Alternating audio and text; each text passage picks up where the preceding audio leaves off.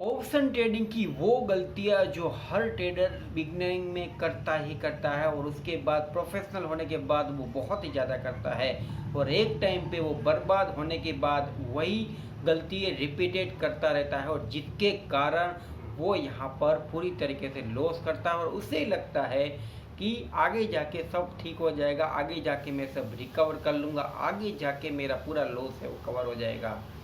मैं भी यही गलती कर करके यहाँ पर बर्बाद हुआ था, लेकिन मैं अपने आप पे धीरे धीरे कंट्रोल करना सीखा, जिसके कारण आज मैं लॉस से धीरे धीरे प्रॉफिट की साइड आता जा रहा हूँ और यही स्ट्रेटजीज मैं आपको भी बताऊँगा।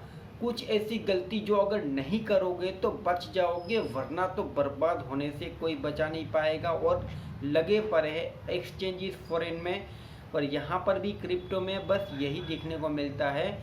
उससे ज़्यादा इंडियन मार्केट में भी एक वैल्यू है, अगर चाहो तो ट्राई कर सकते हो। क्या थी ये गलती, ध्यान से सुनिएगा, जो मैंने की थी और तुम सीखोगे। मैं क्या करता था कि पूरे दिन मार्केट में ट्रेड करता था, क्योंकि मेरे पास टाइम था। सुबह मैं क्या 2-3 घंटा काम करने जाता था यहाँ पर, और उसके बाद में दोपहर के टाइम तो फ्री रहता था, शाम को काम पे जाता था इसीलिए। और मैं ज़्यादातर जो काम करता था वो भी कुछ खास नहीं है, मैं बगीचे का काम करता था, ज़्यादातर नेचर के करीब रहा हूँ और मोबाइल रिपेयरिंग भी करता हूँ शाम के टाइम। इसीलिए क्या मेरे पास बीच का जो टाइम होता है ना बच गया था, तो मैं पूरा दिन ट्रेड करता रहता था। और रही बात ब्रोकरेज की, तो ब्रोकरेज में यहाँ पर मुझे अभी स्टॉक कार्ट में था, तो वहाँ पे अनलिमिटेड प्लान था, तो मैंने करवा लिया 800 रुपये में अनलिमिटेड प्लान, कितने भी ट्रेड मारो लो। तो यहाँ पर मैं ट्रेडिंग करता रहता था पूरा दिन, लेकिन मुझे रियलाइज़ हुआ अंदर से कि मार्केट में कोई मूवमेंट नहीं है। भले मुझे कितनी भी अच्छी ट्रेडिंग आती है, मार्केट ही साइडवेज है, तो मैं क्या करूँगा। शायद दीवार में सर पीटूँ या फिर उल्टा लटक जाऊँ या फिर पूरा दिन आँख फाड़ फाड़ के भी देखूँ ना, फिर भी मार्केट में कुछ मूवमेंट नहीं आएगा तो नहीं ही आएगा। और ज़्यादातर मैं ओवर ट्रेडिंग के कारण ही यहाँ पर ट्रैप में आया हूँ। पहली 1-2 ट्रेड में मुझे प्रॉफिट होता है तो मैं घुसता चला जाता हूँ और उसके कारण यहाँ पर लॉस की साइड घुसा हूँ।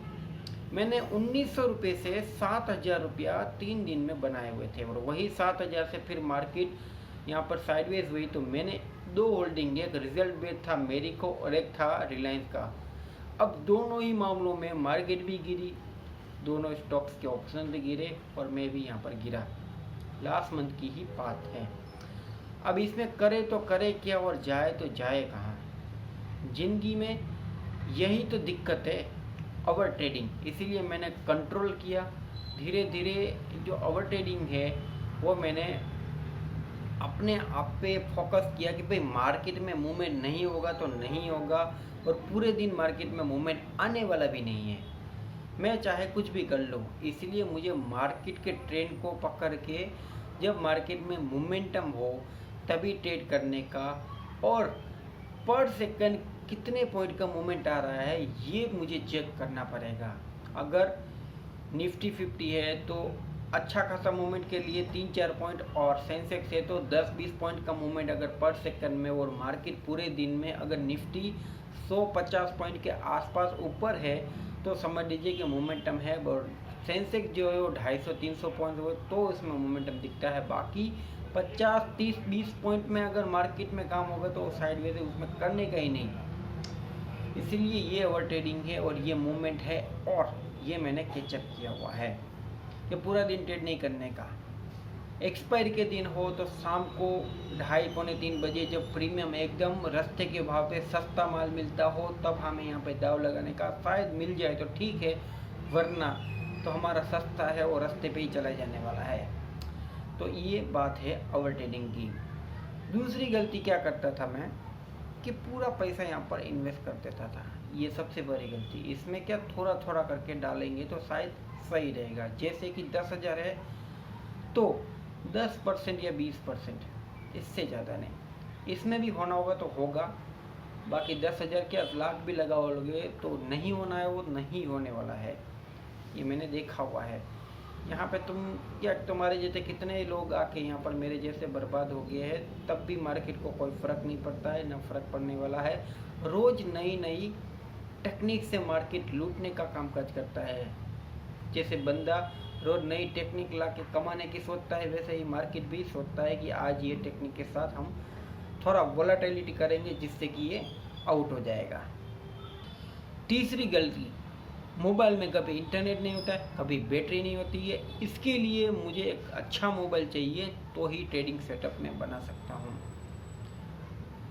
और ये गलती मुझे, ये 2-3 गलती अगर मैं सुधार लूँगा ना, मैंने तो ऐसे ही सुधारने के लिए पूरी कोशिश की हुई है, सुधार भी गए, जिसमें 2 गलती ओवर ट्रेडिंग और यहाँ पर डिसिप्लिन जो होती है वो मैंने सुधार किया हुआ है। बस एक मोबाइल थोड़ा अच्छा आ जाए तो शायद उसमें भी जो बैटरी है वो भी चल जाएगी। जैसे 7000 mAh की बैटरी वाला फ़ोन है जो कि 17-18 हज़ार का है, तो मैं धीरे धीरे करके वो भी ट्राई कर लूँगा।